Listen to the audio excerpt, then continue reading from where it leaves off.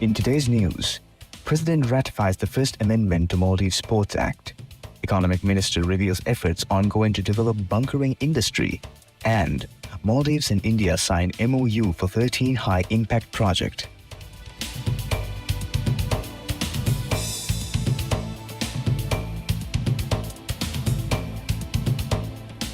Bismillahirrahmanirrahim. Assalamu alaikum. Welcome to News in English. I'm Omna Ismail, your host for today. President Dr. Mohammad Moez on Monday ratified the First Amendment to the Maldives Sports Act, introducing comprehensive reforms aimed at modernizing the governance of sports and expanding access to sporting opportunities across the country. The amendment, ratified during a ceremony at the President's office, came into legal effect following its publication in the Government Gazette. It was passed by Parliament during its 26th sitting of the first session on May 5, 2025. Key provisions of the amendment include the decentralization of sports development, empowering atoll and island-level authorities to take leading role in promoting sports at the community level.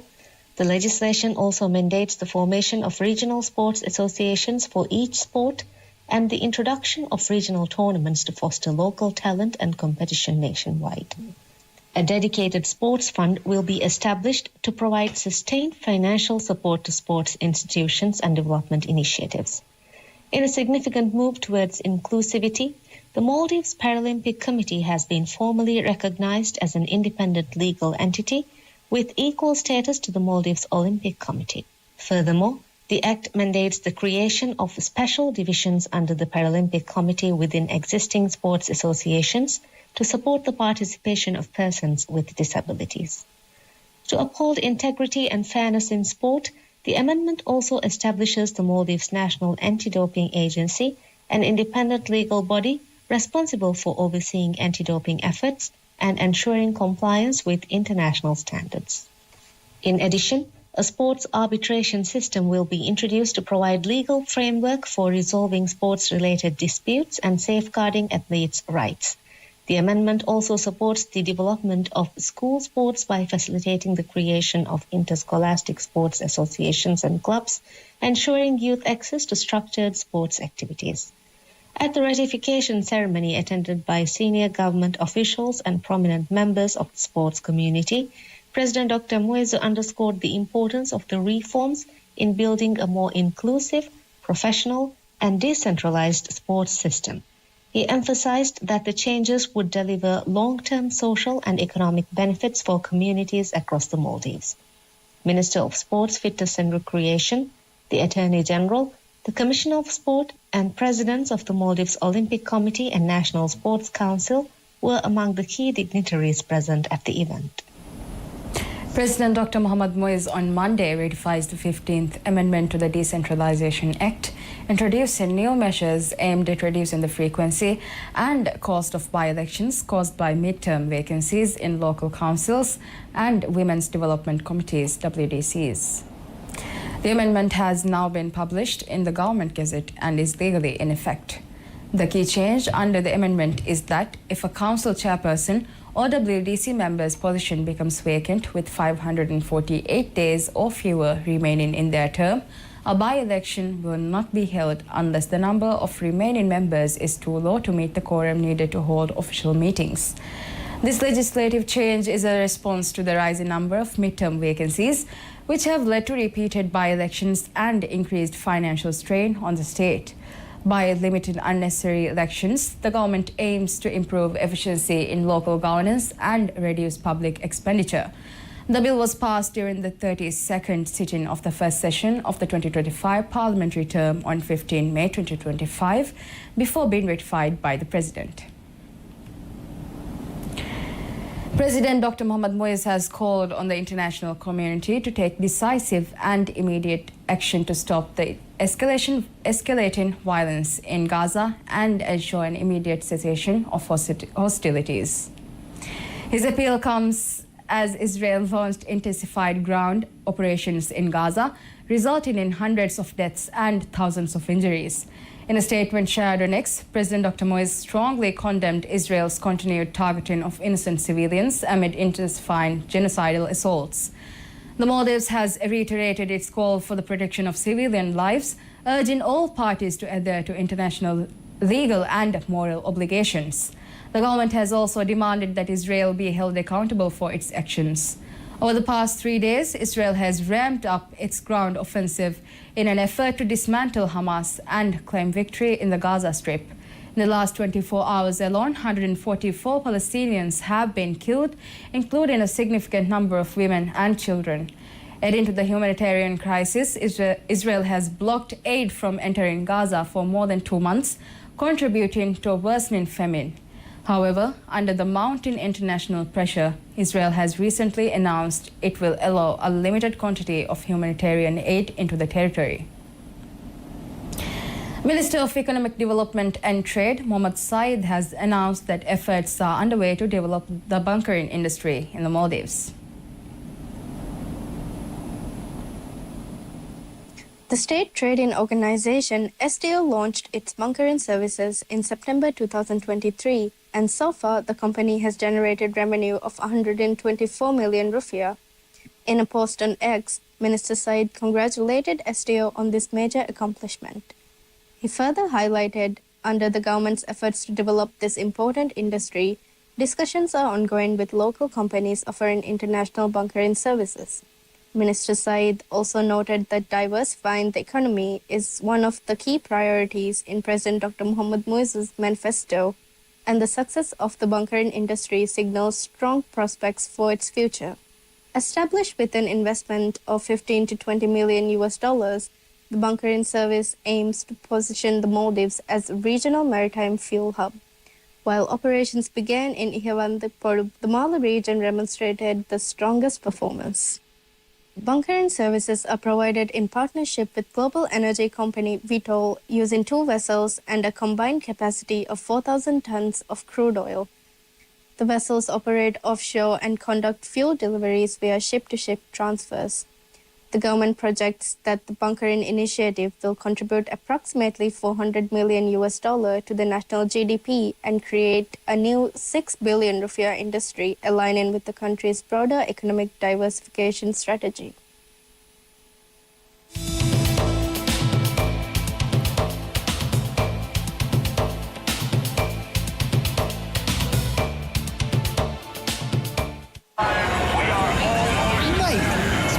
In here today. Of course, bro.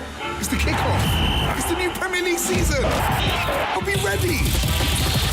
Get loud.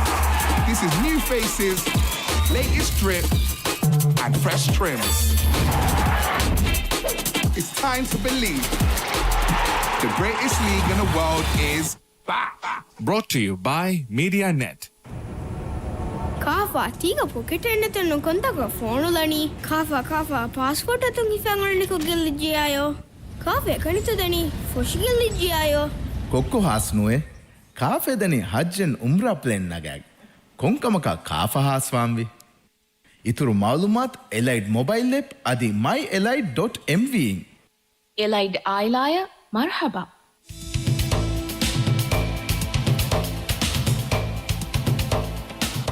Welcome back. The Bodu Karnali Masweringe Union, BKMU, met with President Dr. Mohammad Muiz on Monday at the President's office. During the meeting, BKMU thanked the government for their ongoing efforts to strengthen the fisheries sector. They noted the government's progress in implementing proposals that had been submitted by the fishing community. In this regard, the union highlighted the 48-hour payment system, noting that this and other initiatives have significantly improved the sector and given rise to youth participation in the industry. Additionally, the union requested the government to revise the fish purchase price to 20 rupiah per kilogram in alignment with the government's earlier pledge. Apart from this, requests were also made to facilitate access to fuel at State Trading Organization STO's rate, introducing of digital weighing scales, expansion of fish weighing stations. The union also requested installation of additional fish aggregating devices and proposed the establishment of a daily payment system. At today's meeting, the union also requested the government to consider providing a Ramadan bonus for fishermen. President Dr. Moise in response reaffirmed his commitment to revising fish purchase price and assured that work is underway to implement a daily payment system alongside digitizing the sector. He highlighted that bank loan facilities tailored for fishermen, assuring that the government will continue to improve and expand access to financial support.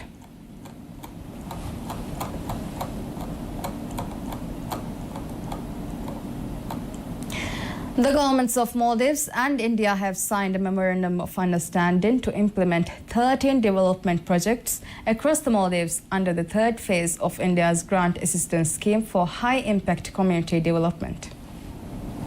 The signing ceremony was held on Sunday at the Ministry of Foreign Affairs in Male. The MOU, valued at a total of 100 million rupiah, aims to strengthen the country's inter-island ferry network.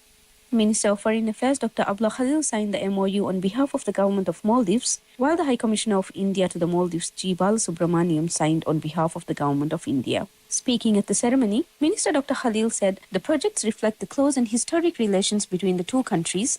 He described India's assistance as consistently responsive to the needs of the Maldivian people and noted that the current set of projects will deliver long-term social and economic benefits to the communities across the nation.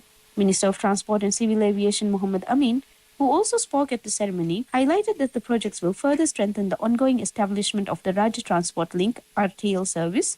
He noted that the RTL service is being implemented in 3 phases across 6 regions, and so far, 81 islands in 9 atolls have been connected through the national ferry network. The MOU signed with India includes support for the construction of 12 new passenger vessels and the development of a ferry terminal in Raungufar. Minister Amin stated that while the full RTL project was initially expected to be completed by 2027, the government now hopes to finish the work before the end of this year. The third phase of the High-Impact Community Development Scheme was first announced during President Dr. Mohammad Moise's visit to India in October 2024. Hulumale Hospital is set to open its newly developed 14-bed emergency room this week, significantly enhancing its capacity to provide urgent medical care. The expansion, developed by the Road Development Corporation (RDC), was contracted in November 2024 in response to the growing demand for improved emergency services. For the past 7 years, the hospital has operated with only a 7-bed emergency ward and inadequate arrangement for a facility serving a population of over 200,000. Speaking to local media, Hulumale Hospital Director General Musa Kalim Qasim highlighted the shortage of emergency beds as the department's primary challenge. This constraint often led to patients being transferred to other facilities due to lack of space. He noted that the installation of beds and other essential equipment is currently underway, with the new emergency room expected to become operational within the week. The State Trading Organization, STO, has announced plans to construct a 15-story multi-purpose building adjacent to its head office in Male. Speaking at STO's annual general meeting, AGM, Managing Director Shimad Ibrahim stated that the concept design for the project is currently underway and is expected to be completed within 5 months. The upcoming development will replace a previously announced plan to construct a 25-story building on the same plot of land. The project will be developed on a contractor finance basis, with STO contributing 15% equity. The total land area allocated for the building is approximately 15,000 square feet. The new building will feature a range of facilities aimed at supporting STO's operational and business needs. Planned features include a reception area, office space, a training center comprising a classroom, lecture hall, and auditorium, as well as bathrooms, a pantry and a multipurpose hall, cafeteria, parking space, recreation or clubhouse area, and a wellness center with a gym. STO has opened the opportunity for qualified companies to express interest in the project. As the world marked International Museum Day under the theme The Future of Museums in Rapidly Changing Communities, it is an opportune moment to reflect on the National Museum, Darul Asar, a guardian of Maldivian heritage since 1952 and a symbol of its evolving cultural identity. Inaugurated on November 19, 1952 by the then Prime Minister Alamir Muhammad Amin Doshimena Kilagifan on National Day, the museum was envisioned as a place to instill pride in the nation's ancient heritage and strengthen national identity. Its first home was Uskekolu, a distinguished three-story structure of stone and wood within the old royal palace grounds. Considered one of the most modern buildings of its time, its thick walls and timber staircases made it more than a venue for artifacts. The building itself became part of the national heritage, representing the transition from monarchy to modernity. Ahead of its opening, artifacts from across the Maldives, many dating back to the post-conversion period, were brought to Male. These early collections, many still on display today, offer a rare glimpse into the lives of sultans and the royal court during that period.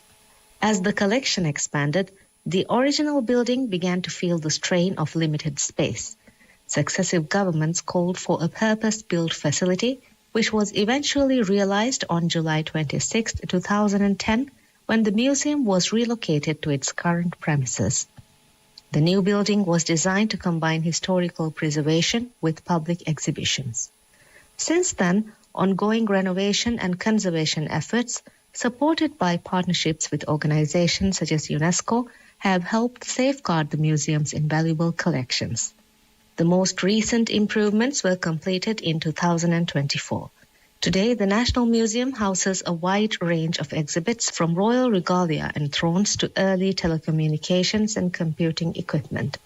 Together, they trace the Maldives' journey from monarchy to modern nationhood.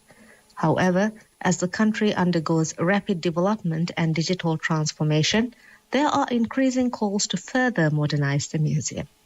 To remain relevant, the National Museum must not only safeguard the past, but also evolve to meet contemporary expectations. Across the globe, museums are embracing innovative technologies to bring history to life using artificial intelligence AI, virtual and augmented reality, VR and AR, and interactive storytelling to make their collections more engaging, especially for younger audiences. In Italy, visitors can explore ancient ruins through immersive VR experiences, while in Japan, AI is used to personalize exhibitions based on individual interests. These tools do not replace the past. They help people feel closer to it. For the Maldives, adopting such technologies could unlock exciting new ways to share our heritage, not only with those who step into the museum in Male, but also with curious minds across the islands and around the world.